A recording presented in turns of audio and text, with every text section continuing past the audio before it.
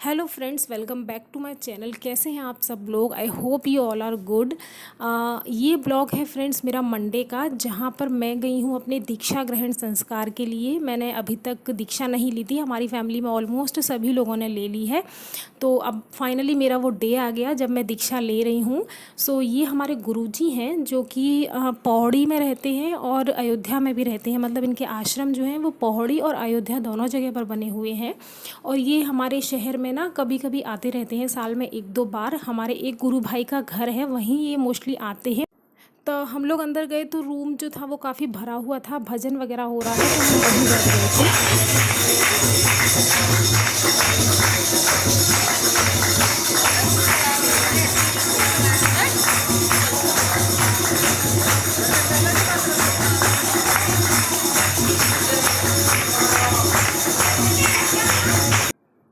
फिर थोड़ी देर बाद भजन वगैरह होने के बाद जो जितने भी गुरु भाई आए हुए थे वो सब गुरुजी से मिलकर उनके चरण छूने के बाद चले गए। तो रूम में स्पेस हो गया, तो फिर हम लोग पहुँचे जिनको दीक्षा लेनी थी। यहाँ पर सिर्फ अभी वही लोग हैं जिन्हें दीक्षा लेनी है। सो ये हम सब बैठे हुए हैं और अभी हम लोग गुरुजी के चरणों को धोकर उनकी पूजा कर रहे हैं, क्योंकि हमें दीक्षा लेनी है। तो पहले ये जो बेसिक चीज़ें हैं वो हो रही हैं, उसके बाद गुरुजी हमें बताएंगे कि हमें क्या क्या नियमों का पालन करना है दीक्षा लेने के बाद।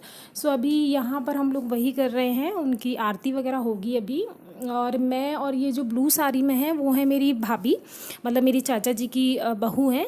सो वो भी, उनको भी लेना थे, तो हम दोनों साथ में ही आ गए थे और बाकी लोग भी बैठे हुए हैं। सो जेंट्स लोगों को शर्ट पैंट में दीक्षा लेना अलाउड नहीं होता है, इसलिए उनको धोती पहनाई गई है। सो ये वही चल रहा है यहाँ। गुरुजी हमें बता रहे थे कि हमें दीक्षा लेने के बाद किन किन नियमों का पालन करना है, क्या क्या चीज़ें हैं जो हमें फॉलो करनी है, वो सब मैं आपको आगे बताऊंगी अभी। सो अभी हम लोग गुरुजी के लिए जो भी लेकर आए हैं नारियल वगैरह, वही हम यहाँ पर रख रहे हैं। उसके बाद उनकी आरती होगी। ओम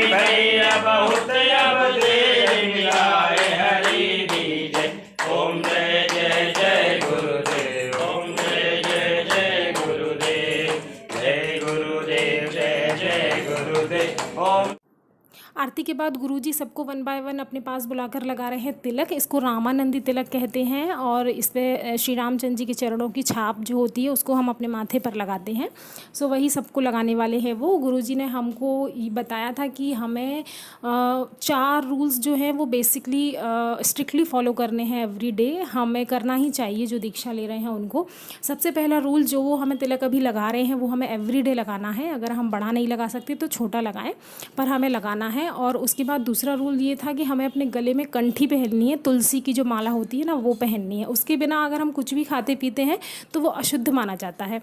सो वो हमें पहनना है। और उसके बाद तीसरा रूल ये है कि हमें एकादशी का व्रत करना है, जो कि 15 दिन में एक बार आता है, महीने में 2 बार पड़ता है एकादशी का व्रत। वो हमें ज़रूर से करना है। ऐसा माना गया है कि एकादशी का जो व्रत है वो भगवान ने तक किया था अपनी इच्छाओं की पूर्ति के लिए, तो फिर हम तो इंसान ही हैं, इसीलिए एकादशी माता का व्रत ज़रूर से सबको करना चाहिए। उस दिन अन्न खाना तो एकदम विष के समान होता है, ऐसा गुरुजी ने हमें बताया था।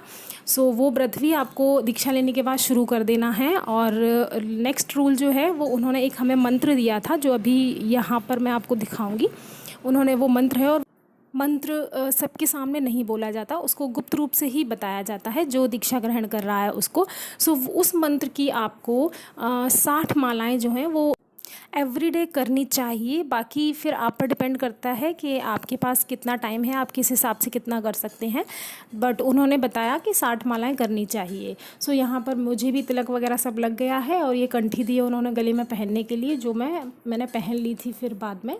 उसके बाद देखिए अभी ना वो मंत्र बता रहे हैं जो कि गुप्त रूप से बताया जाता है। तो अभी एक एक करके वो सबको अपने पास बुलाकर और कान में वो मंत्र बताते हैं, जो भी आपको मंत्र जपना है श्री रामचंद्र जी का। सो यहाँ पर वो वही बता रहे हैं।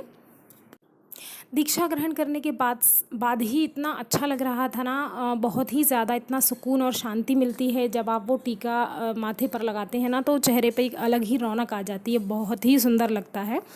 सो मुझे बहुत अच्छा लग रहा था, अंदर से बहुत खुशी हो रही थी कि फ़ाइनली मैंने वो कर लिया जिसके लिए इतने सालों से वेट किया।